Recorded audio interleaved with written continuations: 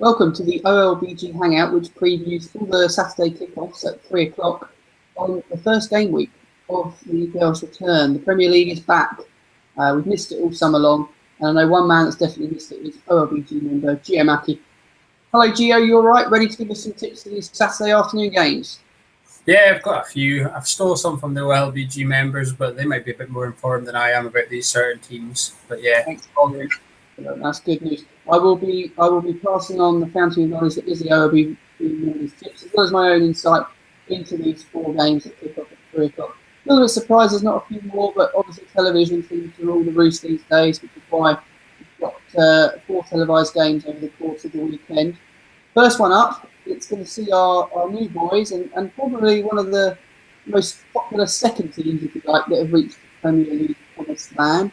Bournemouth take on established FA Cup runners-up Aston Villa. Gio, first of all, Bournemouth, this season, have they made the right signings, do you think? They've been very cautious, haven't they? They've made a few signings, but the one that they've just announced the last couple of days, ex-Leeds winger Max Gradel, I think is a fantastic signing. He was on fire in League One last season. Scored just 2 goals less than Zlatan Ibrahimovic, so that's not being laughed at all. And if he can take that form over to the Premier League, then they might just have a wee match winner in him.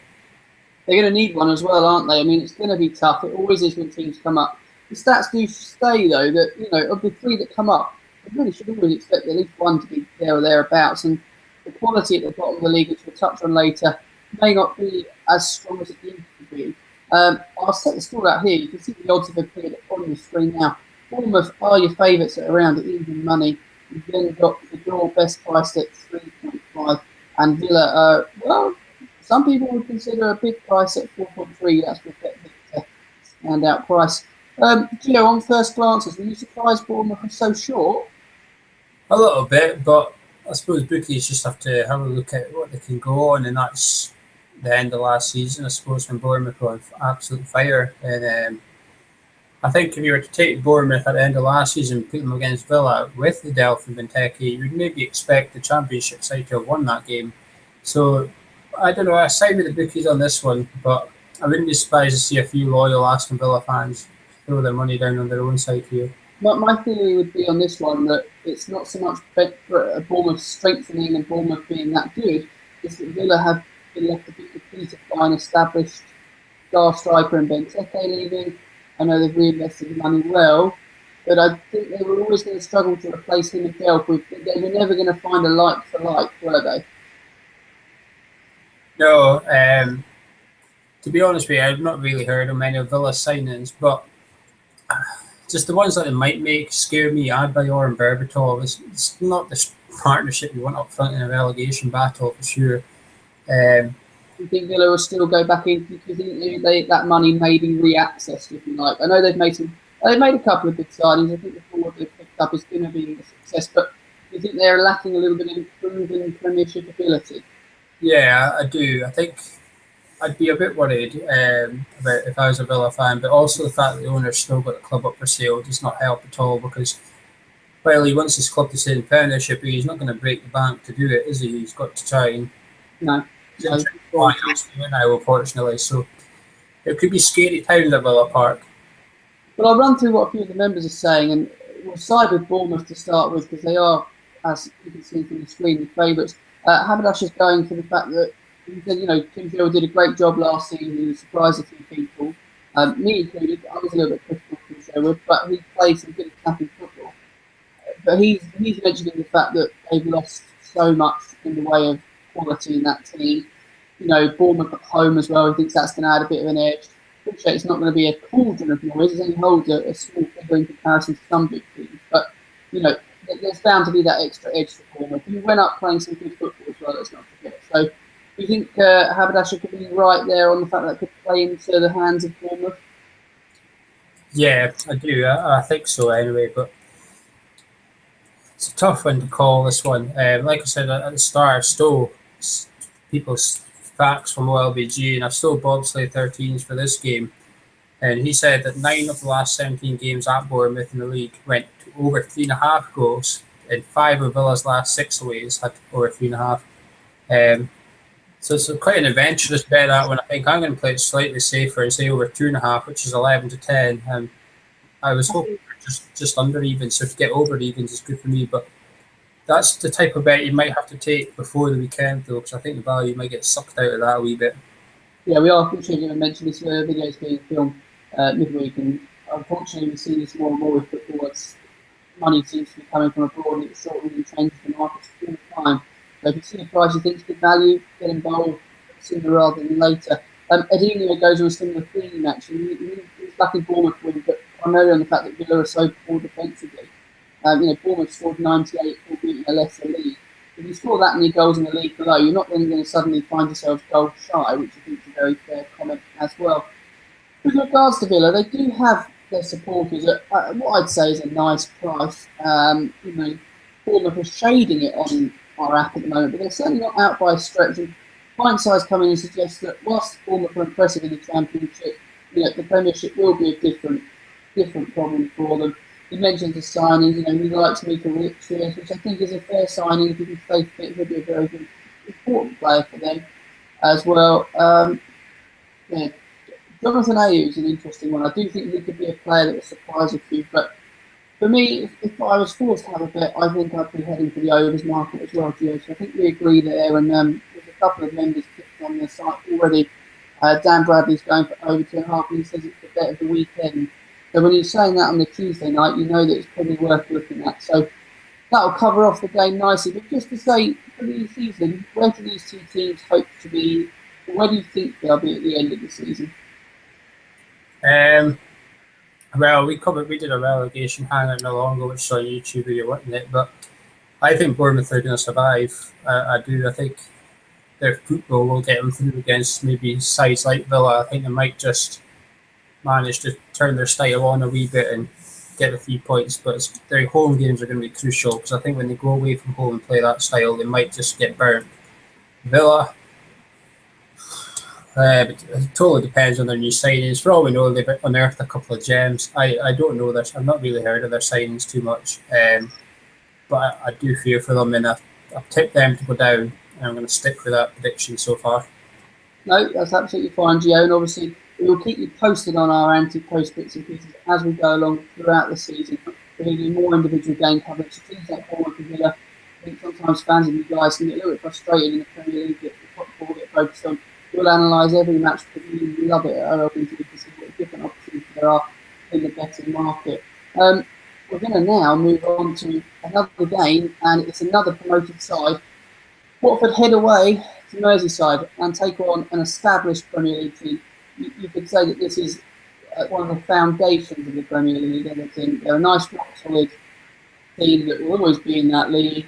But Everton, do they get you excited in any way, shape, or form over this season? Can you excite their fans that they're going to do something different? No, they're hard to call. I think they're going to struggle. Well, not struggle. I think they're going to finish mid-table comfortably, but I don't think they're going to be chapping on the door of the top six like they used to. They're a sort of team that a cup run's probably going to be their best hope. Yeah, I think I'd be very disappointed with their transfer market. They wouldn't sign Tom Cleverley on a free in Delafeo. He's injured, by the way.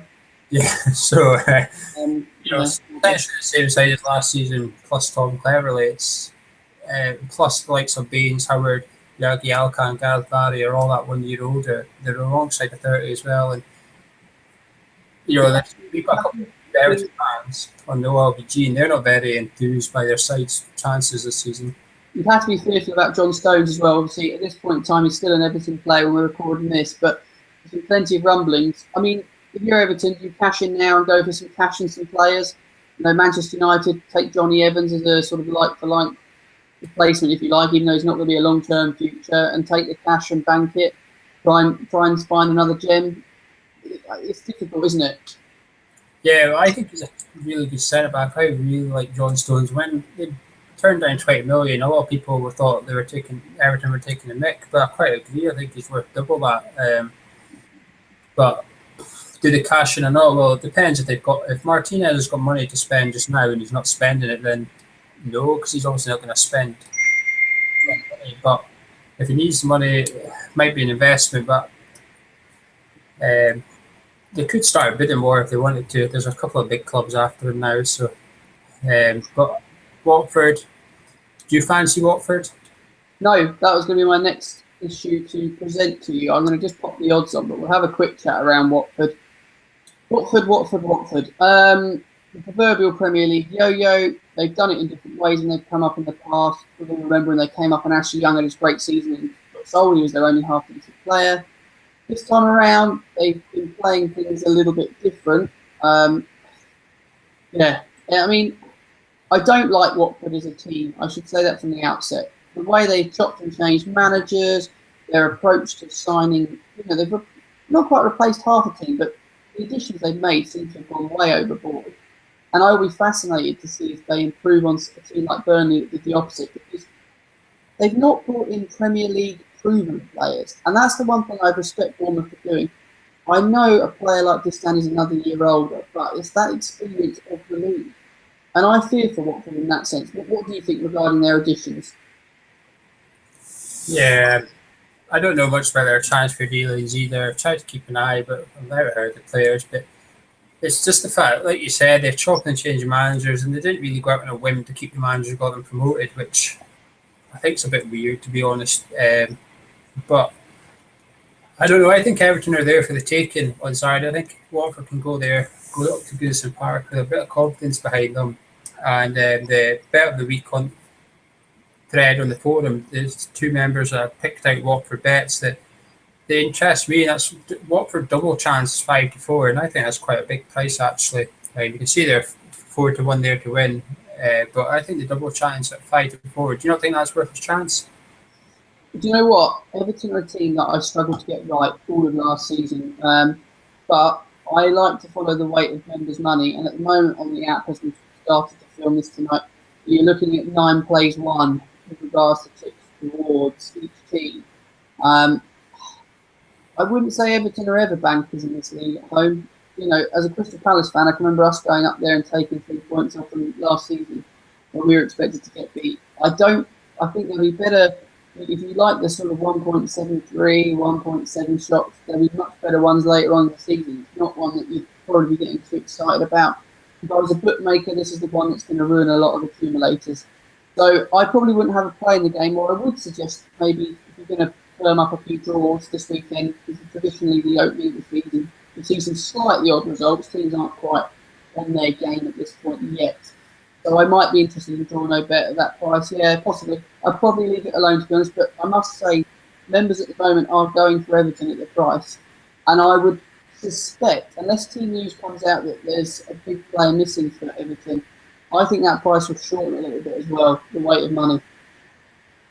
Yeah, could easily do. That's the advantage, I suppose, of betting early, but you do then run the risk of not knowing the team news. But I don't know. I'm going to oppose you here, Sam. One of us is going to be right. I'm going for the double chance of Watford. I just think they're going to have that bit of confidence about them.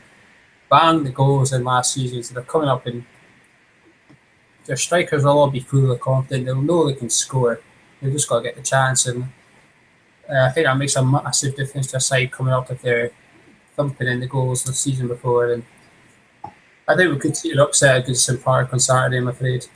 I think of the 3 teams that have come up, I can understand why this is possibly the argument if the value play for the upset, and I can see your point completely on there. But I will oppose it and go with the weight of members' money, I suppose, and I'll represent the OLBG app and tell you that Everton are going to win. And that ends the coverage of Everton Watford. Guys, stay tuned. We'll be covering you throughout this season. We must move on to our next game, and this one, well, we covered this game, Gio and myself, towards the end of last season, and we described it as, I think, a 9-pointer at the time for both teams involved. Leicester and Sunderland. One team changed manager despite him having an incredibly successful reign towards the end, albeit bizarre. The other one, they thought they'd lost their manager and begged to get him back.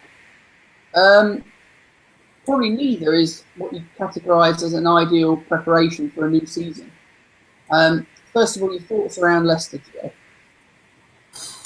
I'm not convinced by them at all, Sam. I think Ranieri's the wrong manager. When people say, "Oh, he's never got anyone relegated," that, but I don't know all these clubs, but certainly in the last few years, he's never managed a side that's been like at the bottom. So we don't know what his mentality is going to be like down there. This is a game that I'm least looking forward to. If there's a game if I have to predict who's going to be last on match of the day, this is it. This is a banker for that particular bet, I suspect, yes. I'm just bringing up the odds on the screen for everybody now, but whilst I do that, Leicester losing Cambiaso's a huge blow. Do you think losing the manager may actually not be the worst thing in the world, in the sense that he was probably reaching the point of untenable relationship with the chairman? He'd been sacked and unsacked, and probably was going to go wrong at some point, wasn't it? It was never going to be a long-term appointment. Yeah, at the end of the day, when they employ a manager, all the managers. I know this is going to be critical from a West Ham fan. But that manager has to get results. Last season, Nigel Pearson got them, and there was no doubting that the team spirit. Come the end of the season, that team spirit drove them. And Cambiaso might play a major part of that, but the core that was there last season is still there. But they are scoring pre-season though, Leicester. That's one thing I wrote down here. They are finding the net, unlike Sunderland. Sunderland, I don't know. They're hard to call, aren't they? I've actually marked something from a personal point of view. I've got Sunderland in the bottom three this season without doubt. I think there's plenty of issues at that football club. I was surprised, not massive surprise, as a Palace fan, I was a bit surprised they let Connor Wickham go, when I don't think firepower. He would not be. They'll argue that he's not the most consistent goal scorer, and I can see that from his record. But I would argue that when you've got Jermaine Defoe not scoring many goals, Fletcher not scoring enough goals, that perhaps the problem wasn't in whoever was playing up front, but in the creativity in the midfield. And I still don't think they've addressed that. And yes, they've made some new signings. I don't think they're not a Premier League team. I don't wish them ill seasons, but I just think they're going to have one. Advocat, it would have made sense to leave it alone. I don't understand why he's come back. And it's all very well and good, but he could potentially be an early casualty. The Sunderland do pull the trigger quickly. We've seen it before. When they're in trouble, they pull the trigger. That's why they've had so many different managers. Do you think possibly a sack race candidate? Yeah, maybe, but I still think Sunderland will be okay, but I think their football is going to be far from watchable. I think it's going to be horrendous to watch. But the Connor Wickham one confused me too, because he was a big part in the way they played at the end of last season to get out of the relegation battle. Like you say, he didn't score, but they were playing long ball, and he was the target every single time with Fletcher and Defoe behind him. So to sell him was a big surprise to me, and I think it could haunt them. I just find it an odd decision. It's so close to the start of the season. I get it if he's not featured in the first 3 games and they've got someone else lined up. Maybe they have, but to me, I just look at Sunderland and I just don't see quality. I see a team that just needs a bit of help. Needs a bit of investment. And if your manager's on the verge of retirement, you're not going to go and give him £50 million at the start of the season, are you? Because he's not going to be the man that's going to be there to build a legacy. That's my other problem with the management there. So I really am against Sunderland. That said, I can't particularly be with Leicester either, so I'm left at a default option with what I think is a value price at the draw, which a few members are agreeing with me, actually. I must say, the second most tipped result of the 3 is going to be a draw. I can see Psychic Monkey and Fryer 1987 on the app have both written reasons behind that. And they think it's going to be a bit of an ugly game as well. But if I'm getting paid at 3.5 for an ugly game, I'll watch a draw all day long. Yeah, I agree with that. I think the draw is probably my preference here. My only bet I would take is under 2.5 goals at 8-11. A bit short, but it's one of those accumulator boosters. I thought it was a bit skinny, I must say, Gio, because I just, at the start of the season, unders and overs very hard to call, and it's probably my psyche, but I would always rather be stuck on an overs than stuck on an unders. But we shall see. I'd be interested to see how you get on with that. I think it's a short price. There's only one member on the app tipping that at the moment, so I think you're on your own a little bit. But if you think it's going to be a draw and maybe over, that means you think it's going to be 2-2, and you're back in Sunderland to score 2. Yeah, they're going to score twice as many. I think they scored in half the games last season, but we shall see. It's a very fair point, but I'll take the draw at 3.5. Thank you very much. I think that's good value. That's with sporting bet, as you can see on the screen. Again, we'll very briefly wrap this up. We're going to cover a lot of Leicester and Sunderland, like everyone else in the league, on all our game week previews. Whilst we don't wish them a bad season, it's hard to see them having a great one. Yeah, totally agree. I think both these teams will be in the bottom 5 season. I think they're both going to be in a relegation fight, possibly right to the wire. Can they survive? Can both survive? Yeah, they both could. I think at least one of them will go down though. Okay, thank you, Gio. Well, we move on to the last 3 o'clock kickoff on Saturday, and it's another promoted team. They just seem to be coming up all the time. Norwich, you're at home, you're going to have a fantastic sellout at the Carrow Road Stadium. They've got great support. And they're facing my team, Crystal Palace, a team that's pretty popular for the support they get in the league. Gio, tale of 2 interesting sides. Norwich have been up and down the leagues. They've come back up. The playoff final was certainly an impressive performance, the way they took part in Middlesbrough. But they've not made too many signings. Of the 3 promoted teams, they've probably done the least amount of business. But is actually that maybe not a little bit of a positive that the manager's got faith in the squad? Yeah, exactly that. Like we mentioned, Burnley did it last season. Although they went down, certainly didn't disgrace themselves. Put yourself in the manager's shoes that you're happy with the side that got you up. Bear in mind, when he took over, they were on fantastic form when the word go when he took over. So, at the end of the day, why does he have to spend the money if it's not there, you know? I'm more than happy to back Norwich to stay up with the side he's got. I think Alex Neil's a fantastic manager, a really good young manager, and I hope he stays up for him. The one thing I don't like is the fact that all 3 promoted sides are on at Saturday at 3 o'clock. In terms of TV and football, I suppose that's the way it's worked out, is it? It's not something I agree with, though. I would like to see one of these promoted teams get their limelight, if you like. But good for us as punters as well, because as much as it's easy to back the big teams every week to win, they're not going to do that. The value can often be found by these promoted teams taking on a Leicester, a Sunderland, a Newcastle and getting 3 points. So, you know, from that point of view, let's be honest, I watch a lot of football. I know you do as well, but we can't watch every football game going on. And, you know, the first few weeks of the season, this is where bookies can trip up. This is where mistakes can be made and you know, where punters can take advantage. That's where we want to try and find that value. No good backing even money shots all the time. We've got to try and dig out a value result. Yeah, but I suppose the 3 teams I don't know enough about going into the season is the 3 teams that's come up. I probably know a bit more about Bournemouth than the other 2 because I watched a bit of them at the end of last season. But I don't know. I couldn't name Watford's defence to you right now. I couldn't tell you their players. Nor could the manager probably, to be perfectly honest. They change it so often. Focusing on Crystal Palace now. Obviously, I'll say this even as a Palace fan, but I know it's true. The overachievers last season, Alan Pardew did a fantastic job. No matter what Newcastle fans will tell me that he didn't, I thought he did a fantastic job. They've made some signings. It looks like Pardew is trying to overhaul the squad somewhat. An interesting loanees in, and the capture of Johan Cabaye, who is a player we're going to look at in the next couple of weeks in our player in focus feature.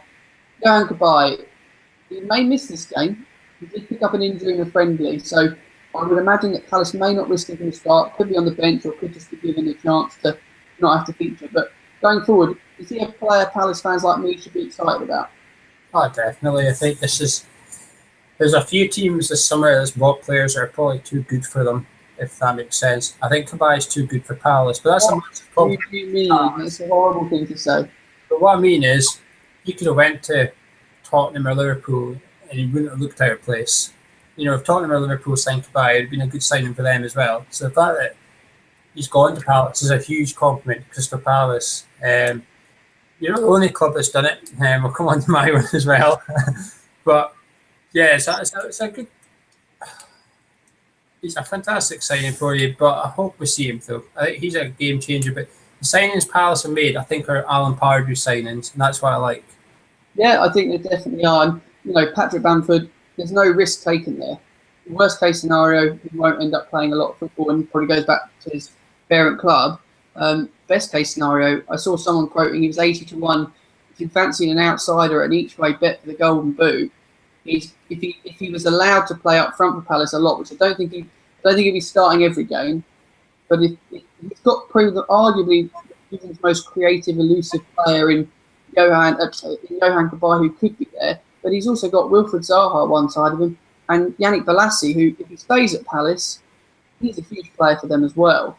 I know Ralphie on the forum is tweeting us to say that he thinks that him staying is a bigger signing as Kabay arriving. Now, in my view, it's possible he can go. I don't think he will, but he could be the type of person that Liverpool or Spurs get the checkbook out for. But if Palace can hang on to him, where do you expect him to finish this year? Certainly, the top 10. There's a thread on the forum just now about trying to guess where everyone finishes. Obviously, no one's going to get it right. Out the whole 20, I stuck Palace. I don't know if I'd have rushed ahead. I stuck Crystal Palace in 6th. Oh, I'll take that, Gio. Thank you very much. Bit of your opening. I think they are. When I look at the TV schedule and I see Palace on, that's going to be the one team that I would look out for. I think I'm going to watch this game because I think it's just going to be entertainment for neutrals, and I can't wait to see Palace this season, to be honest. No, as a Palace fan, I'm in my ears. But we'll actually get back to the actual focus of the game, which is the odds, and I'll bring them up on the screen shortly. On the face of it, do you like ever trying to back a promoted team in their first game at home against a team that's an established Premier League side?